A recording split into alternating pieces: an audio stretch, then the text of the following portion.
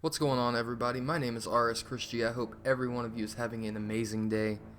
Today I want to talk about something. About 7 months ago I made a video introducing some ideas about Last Man Standing. It's one of my favorite mini games of all time. And recently Jagex has decided to do something about it. However, they went about it in a way that I wouldn't necessarily agree with. However, what came from it is actually really cool. And it gives a really awesome spot for people to go practice PKing. People who have never done it before, people like me who are completely unpracticed and who need to get out there and get better at it. It's very awesome. It's not what I wanted, but I'm very happy with it. And today I want to talk about a few things I think they could do to really improve it. Now, right now it's in its beta stage, so obviously they're looking for suggestions how to make it better. So with that being said, let's jump right into it. The first thing you notice when you jump into the game is that your starting gear is very clunky. And what I mean by that is you're wielding your Mystic Top, your Rune Plate legs, and it just doesn't make any sense. I think before you start the game, you should be able to talk to the NPC at Last Man Standing and set up your inventory and your gear to how you want it to be loaded in when you go into the game, because I think everybody will agree, nobody leaves it the way it is. Everybody has to sit there and swap around their inventory every time the game starts. I think, personally, it's a little annoying. I don't think you should have to do that. I think it should be set up in a way that you're comfortable with. That way, when you get into the game, it can get started a little bit quicker, and you don't have to sit there and figure out what you want to do with your inventory. You can focus on who you want to kill, where you want to go, stuff like that, rather than having to do it this way.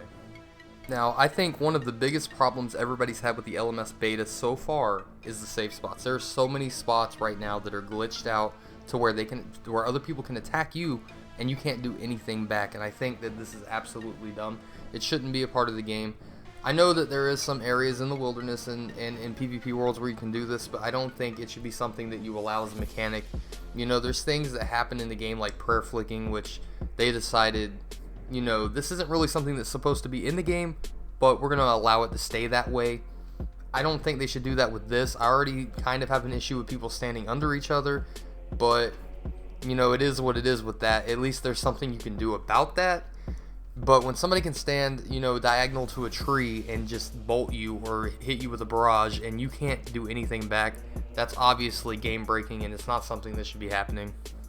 Okay, so the next thing we're going to talk about is bad rewards from the chest. Now, personally, if you're playing casually and you're not playing for anything, I honestly don't mind these things. But if I was playing for, you know, how it used to be where you put in 100k and if you win you get 1.5 mil, I would be very annoyed. There's been multiple games where I've gone in and I'll open my first two keys and I'll get a Dragon Warhammer and a Dark Bow. Neither one of these are really good for PKing. Now, the Dragon Warhammer would be absolutely amazing if we didn't have super restore potions, but we do, so, you know, it's really kind of pointless to get. You'd be better off just sticking with the Dragon Dagger, and the same could be said for the Dark Bow.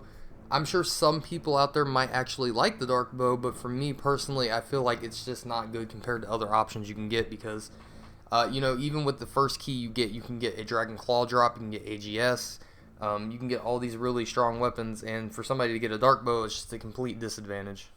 Now, staying on the same topic of rewards, there's also overpowered rewards. Now, I do like the fact that the PvP weapons are used in this. I don't like the fact that when you're playing in a competitive game that you could get a VLS and somebody else can get something like a Dark Bow. It's just not fair. The VLS is extremely overpowered. So what I really personally think is that as far as the PvP weapons are concerned, like the VLS and the Stadius Warhammer and the Zuriel Staff, I would not put them in the competitive mode. I would only have them in casual. That's just my opinion. Other people might disagree with that, but I just think it's a little bit unfair when you're actually going in for money for it to be that RNG based. I think everybody would be better off just getting a couple of weapons like AGS Claws or something like that from the Bloodier Keys in the competitive mode. But, you know, it's up for debate, but that's just my personal opinion. Okay, so the next thing is absolutely the most important thing in my opinion, and that is after you get a kill, you should have a safety timer that's a little bit longer. I don't think that anybody should have to get a kill, run to a chest, and get barraged before they can even get there to upgrade their armor. It gives an unfair advantage to the person who's waiting on them.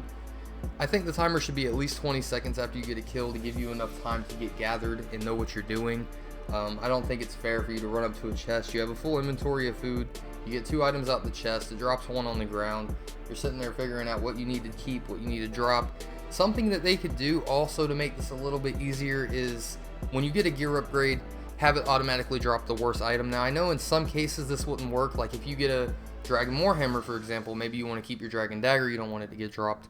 But I think if you get something like a Torak Plate Leg or a Virak Helm, and you have a Helm of Nitsanot or a Rune Plate Leg, maybe it should just automatically drop the rune or the other helmet and let you automatically either equip or put the other one in your inventory.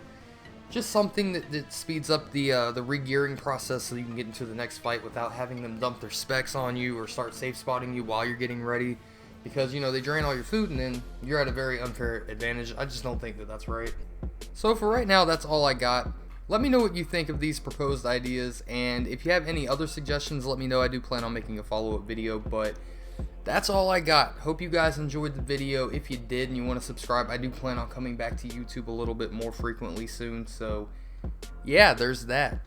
So enjoy watching me suck ass at hybriding for the rest of the video. I will catch you guys later.